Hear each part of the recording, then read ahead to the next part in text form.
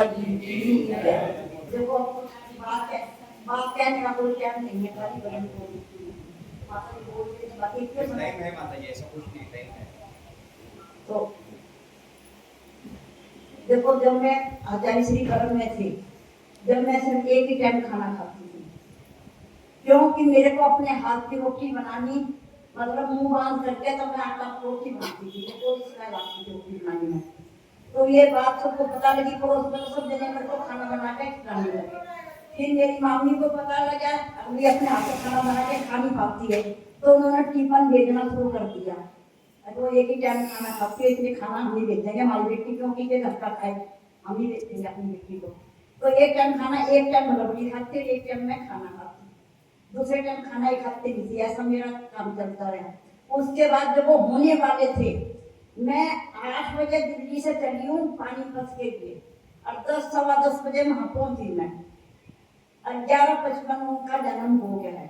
अब ये देखो इस अवस्था में दिल्ली से पानीपत जाना कितना मुश्किल है, बहुत वो है। और वो भी बसों में, कोई घर की गाड़ी नहीं थी, बसों में इतनी दूर जाना। फिर घर के बाद वो छोटे थे तो क्या होता था, सब बच्चों को ऐसा बिठाते थे वो अपने पास, और सब जने बैठे पढ़ो मेरे पास, सबको लेकर बैठते थे। स्कूल में भी ऐसे करते थे, किसी बच्चों को कुछ नहीं आता था सबको होमवर्क कराना, अगर नहीं सबको करना।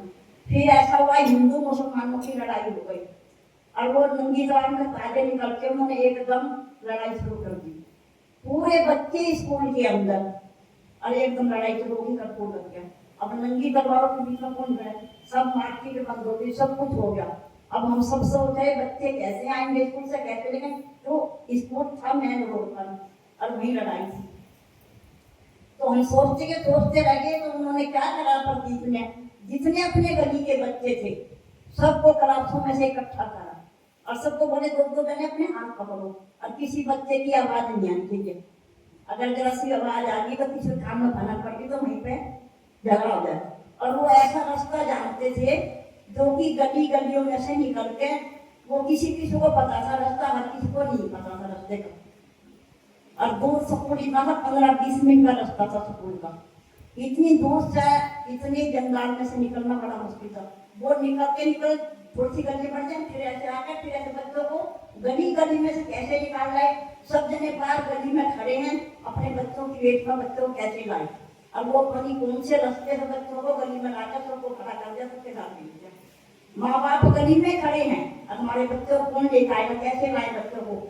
पिता दुकान पे है कि महीने में बंद हो गई, और माँ घर में बैठी बैठी बच्चों के इंतजार कर रही। तो तीसरे में एक बच्चा आता है, अब मम्मी मम्मी चलो सारे बच्चे अपने घर में आ जाओ, तुम यहाँ तो खड़ी हो, अब तुम कैसे आए, अब प्रदीप सबको ले आया, अब वो कैसे लेकर आया, रास्ता तो कहीं से है नहीं, पता नहीं भैया गली गली में से कौन सी नजर लेकर आया, हमें नहीं पता, वो सबको ला कर उनके कारनामे भैया बचपन से करते थे, जितने बताए उतने कम है।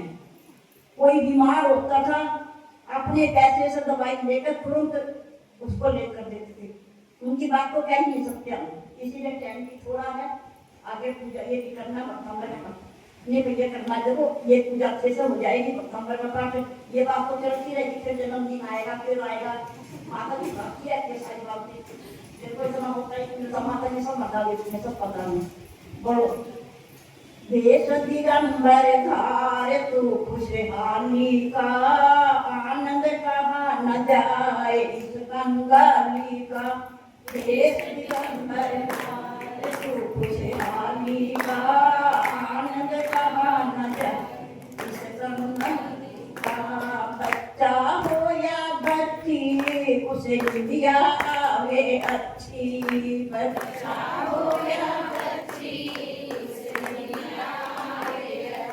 पास में हो न लंगोटी उसे डरे नहीं अब किसका, पास में हो न लंगोटी उसे डरे नहीं किसका, ना फिकर रखवाली का, आनंद कहा न जाए इस कंगाली का, देश दिगंबर धारे तू खुशहाली का, आनंद कहा न जाए इस कंगाली का, छोड़ा जो सारा परिवार, छोड़ा जो